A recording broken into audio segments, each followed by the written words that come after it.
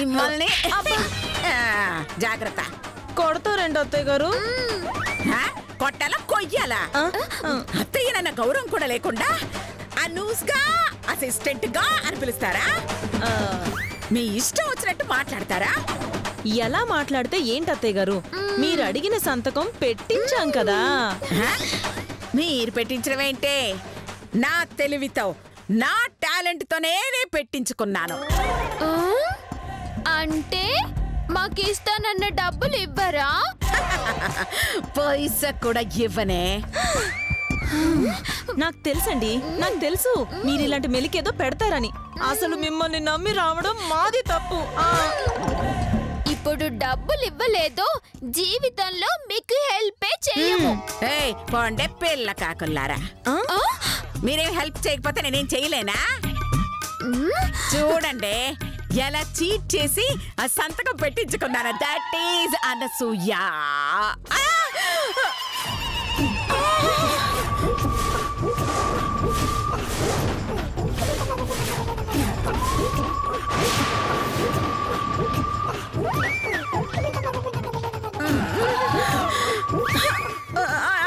అనసూయ అనసూయ అని సంతకం పెట్టిందే. అనసూయ అని పెట్టిందా? అవునే, దాని సంతకం బదులు నా సంతకం పెట్టిందే. మంచి పని అయింది. లేకపోతే మాకు డబ్బులు ఇవ్వనంటారా? దేవుడు మీకు తిక్క బాగా కుదిర్చాడు. అయ్యో ఓసే, జరిగింది మర్చిపోండి. మళ్ళీ వెళ్ళి సంతకం పెట్టించుకుందామే. ఏంటి మేమా? ఇంతకు ముందేగా మాతో అవసరం లేదు అన్నారు. అయ్యో అయ్యో సారీ అమ్మా, సారీ అమ్మా. ఈసారి సంతకం పెట్టిస్తే నిజంగా మీ డబ్బులు మీకు ఇచ్చేస్తాను, సరేనా?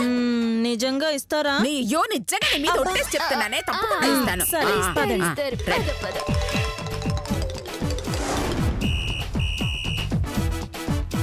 మేడం మేడం రే పిలవరా, నువ్వే పిలు.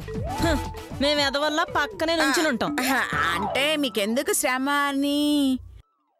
ఎదవెటకారాలొద్దు, నాలికి కోసేస్తాను. ఇదిగో మీరిప్పుడు మా అసిస్టెంట్, ఆ విషయం మర్చిపోవద్దు, లేకపోతే మేము వెళ్ళిపోతాం.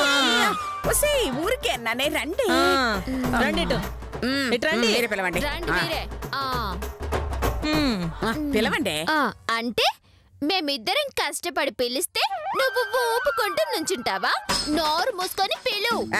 లత్తో అన్న పిలవద్దంటున్నాడన్నా. వీడెవడ్రా పిలవద్దరడానికి? అంటే గింటే నేననాలి. నోరు మూసుకొని పిలు. శిరీష్ అన్న పిలువంటున్నాడు లత్తన్న. అమ్మా, అలాంటి వాళ్ళది నిజమైన ప్రేమ కాదు, అది వ్యామోహం. ఎగ్జాక్ట్లీ చిన్నత్త, నిజంగా ప్రేమించుకున్న వాళ్ళు అలా చేయరు.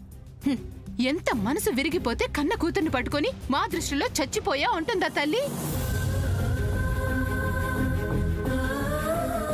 అది సరే అమ్మా, తన కూతురుతో తన మాట అనేటప్పుడు ఆమె మాటల్లో వ్యథ, కళ్ళల్లో బాధ గమనించావమ్మా? పెద్దబాబుకు బర్త్డే విషెస్ చెప్పు కూడా వెళ్ళాం కదా.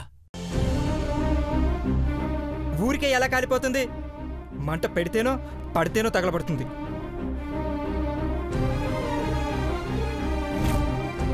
కరెక్ట్ చిన్నబాబు, నీకొచ్చినట్టే నాకు డౌట్ వచ్చింది. పార్వతే షర్టును తగలబెట్టిందనుకుంటా.